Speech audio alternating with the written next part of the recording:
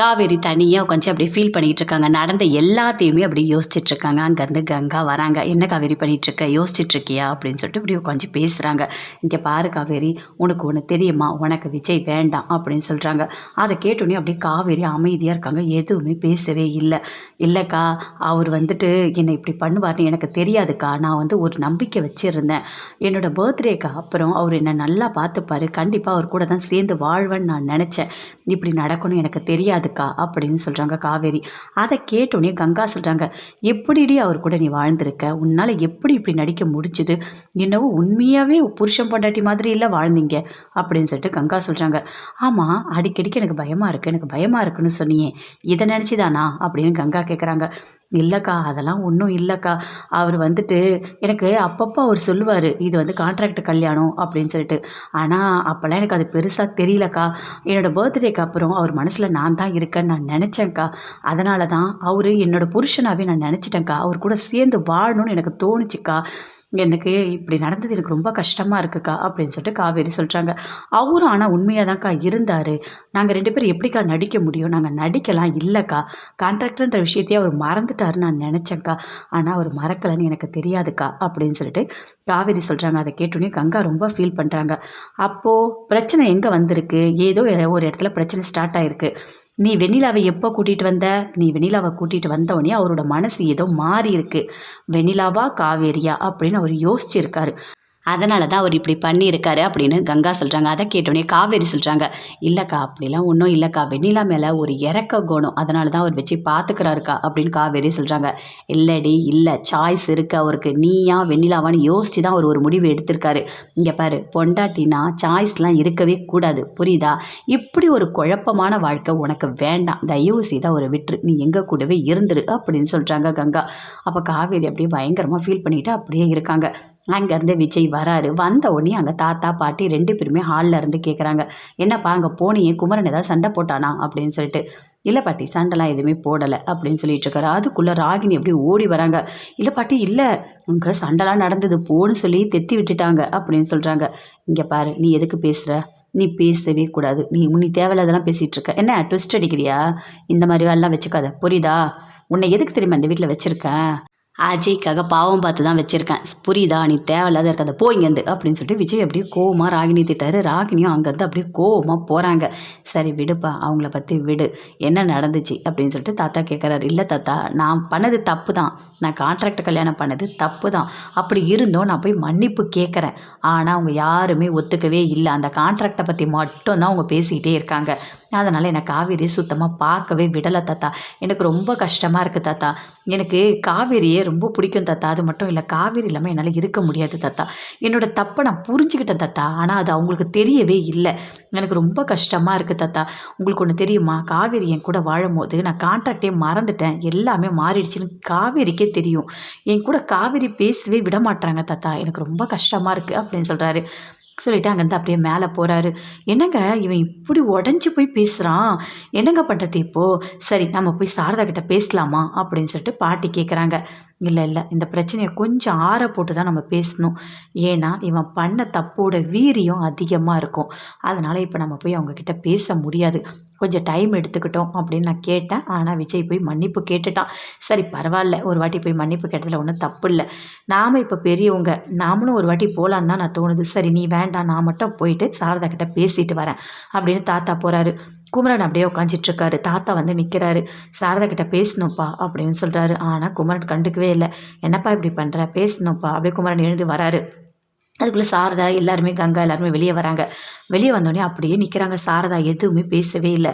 உங்ககிட்ட கொஞ்சம் பேசணுமா அப்படின்னு தாத்தா சொல்கிறாரு. சாரதாவும் ஒரு நிமிஷம் அமைதியாக இருக்காங்க. சரி உள்ளே வாங்க அப்படின்னு சொல்லிட்டு கூப்பிடுறாங்க. தாத்தாவும் உள்ளே போகிறாரு. போயிட்டு எல்லாருமே அங்கே இருக்காங்க. காவேரி எல்லாருமே இருக்காங்க. இங்கே பாருங்கள், இன்னும் ஒரு 2 நாளில் நான் வீடை காலி பண்ணிடுறேன், நாளைக்கே கூட நான் வீடு காலி பண்ணின்னு போயிடுவேன் அப்படின்னு சொல்கிறாங்க சாரதா.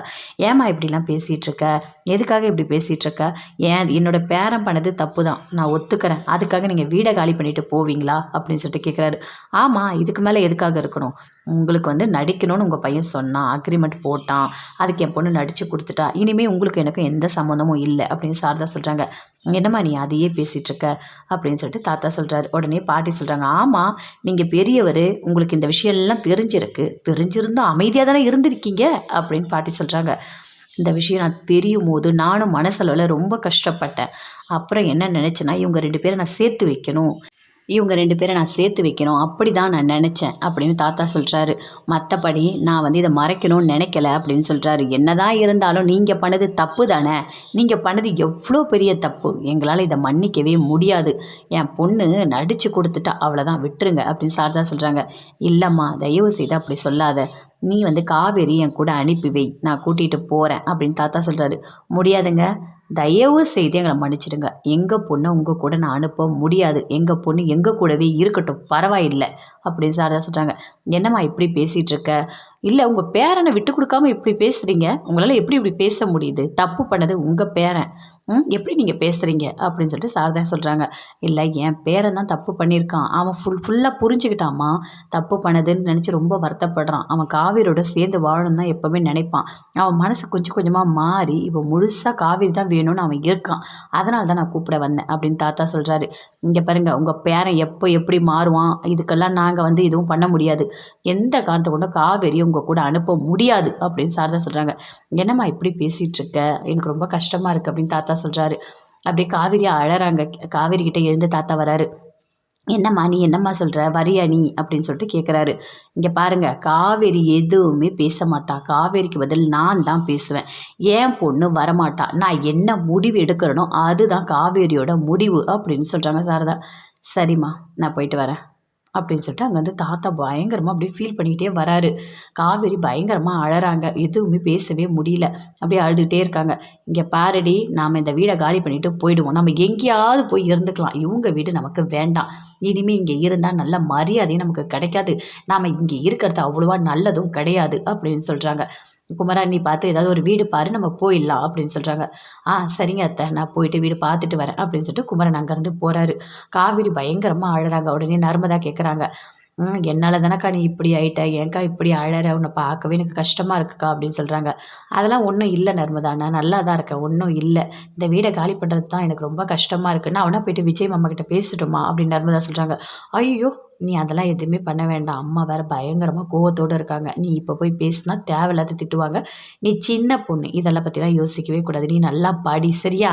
இதை பற்றி கவலைப்படாது, இதெல்லாம் தானாகவே சரியாயிடும் அப்படின்னு சொல்லிட்டு காவேரி சொல்கிறாங்க. நர்மதாவும் அங்கேருந்து போகிறாங்க. காவேரி ரொம்ப ஃபீல் பண்ணுறாங்க. வீட்டை விட்டு போயிட்டா ரொம்ப கஷ்டமாக இருக்குமே, என்ன பண்ணுறது புரியலையே அப்படின்னு சொல்லிட்டு பயங்கரமாக ஃபீல் பண்ணிகிட்டு இருக்காங்க. கங்காவும் சொல்கிறாங்க. அம்மா, நீ சொன்னதம்மா கரெக்டு. வீட்டை விட்டு நம்ம போயிடலாமா, இந்த வீடே நமக்கு வேண்டாமா. அவங்க பண திமிரில் இருக்காங்க. அதனால தான் இப்படி ஒரு கான்ட்ராக்ட் கல்யாணத்தை பண்ணி வச்சுருக்காங்க. இனிமேல் நம்ம இந்த வீட்டில் இருக்கவே வேண்டாம் அப்படின்னு சொல்லிட்டு பயங்கரமாக அப்படியே ஒரு மாதிரி ஃபீல் பண்ணி சொல்லிட்டு இருக்காங்க. அப்படியே வந்து அழுகுறாரு ஒரு மாதிரி. அப்படியே காவேரி பற்றி நினச்சிட்டே இருக்காரு விஜய். அப்படியே வந்து பார்க்குறாங்க. பார்த்துட்டு ராகினி நின்று பார்க்குறாங்க. கண்டிப்பாக காவேரி வந்துருவா காவேரி அப்படின்னு சொல்லிட்டு அப்படியே சொல்கிறாரு. அதை அப்படியே கேட்குறாங்க ராகினி. வருவா அவள் எப்படி இங்கே வருவான்னு நான் பார்க்குறேன். கண்டிப்பாக காவேரி இங்கே வரவே நான் விட மாட்டேன். இங்கே அப்படி தனியாக தான் இருக்கணும். இனிமேல் காவேரி கூட சேர்ந்து வாழவே மாட்டா அப்படின்னு சொல்லிட்டு ராகினி அப்படியே மைண்டு வயசில் பேசிகிட்டு இருக்காங்க. விஜய் காவேரியை நினச்சிட்ருக்காரு. தாத்தா பாட்டி 2 பேருமே ரொம்ப ஃபீல் பண்ணிகிட்டு இருக்காங்க. அப்போ தாத்தா சொல்கிறாரு, நானும் போய் அங்கே மன்னிப்பு கேட்டேம்மா. காவேரி கிட்ட கூட நான் மன்னிப்பு கேட்டேன். ஆனால் அவங்க அப்போ கூட காவேரியை அனுப்பவே மாட்டேன்னு சொல்லிட்டாங்க. பார்க்கலாம், என்ன நடக்குதுன்னு பார்க்கலாம். கொஞ்சம் பொறுமையாக தான் இருக்கணும். ஏன்னா இந்த பிரச்சனையை இன்னும் கொஞ்சம் நல்லா ஆற போட்டால் தான் ஏதாவது நம்ம செய்ய முடியும். ஆனால் ஒன்று, அவங்க வீட்டை காலி பண்ணிவிட்டு போகிறேன்னு சொல்கிறாங்க. அது மட்டும் நடக்கவே கூடாது. அவங்க வீட்டை காலி பண்ணிவிட்டு போனால் கண்டிப்பாக விஜயோட காவேரி சேர்த்து வைக்கவே முடியாது. அவங்க எங்கே போவாங்கன்னு தெரியாது. அவங்க பின்னாடி நம்ம போய் தேடவும் முடியாது அப்படின்னு தாத்தா சொல்கிறாரு. ஐயோ, இப்போ என்னங்க பண்ணுறது, அவங்கள எப்படிங்க தடுத்து நிறுத்துறது? அதுவும் சாரதாலாம் அடம் பிடிச்சா அப்படியே பண்ணுவாளே அப்படின்னு பாட்டி சொல்கிறாங்க. எனக்கு ஒன்றும் புரியலம்மா. என்ன பிளான் போடுறது, எப்படி தடுக்கிறது, எனக்கும் எதுவுமே தெரியல. ஆனால் கண்டிப்பாக காவேரியை வீடு காலி பண்ணவே விடக்கூடாது. யோசிக்கலாம், ஏதாவது ஒரு இது கிடைக்கும், சொல்யூஷன் கிடைக்கும். பார்க்கலாம். சரிம்மா, நான் போய் படுக்கிறேன், நீ போ அப்படின்னு சொல்கிறாரு. பாட்டியும் ரொம்ப ஃபீல் பண்ணிகிட்டு இருக்காங்க. அங்கேருந்து விஜய் கிட்டே போகிறாரு. இங்கே பாரு விஜய், நீ கவலைப்படாத, சரியா? இந்த விஷயம் நடந்திருக்கா, இதை அப்படியே விட்டுரு. இது கொஞ்சம் கொஞ்சமாக தானாகவே சரியாகும். இப்போ அவங்க பயங்கர கோவத்துல இருக்காங்க. நீ பண்ண தப்போட வீரியம் பயங்கர அதிகமா இருக்கு. நானும் போய் அவங்க கிட்ட பேசினேன். அப்போ கூட அவங்க காவேரி அனுப்ப மாட்டேன்னு சொல்லிட்டாங்க. நீ கொஞ்சம் பொறுமையா இரு. கண்டிப்பா காவேரி உனக்கு தான். உன்னை விட்டு எங்கேயும் போக மாட்டா. புரியுதா? கொஞ்சம் டைம் குடு. அவங்க அவங்க மேல இருக்க அந்த கோவத்த கொஞ்சம் சரி பண்றதுக்கு டைம் குடு. வேற எதுவும் வேண்டாம் அப்படின்னு தாத்தா கேட்குறாரு. அப்படியே ஃபீல் பண்ணிட்டு அப்படியே எதுவுமே பேசவே இல்ல. அப்படியே விஜய் அமைதியா நின்னுட்டு இருக்காரு தாத்தா.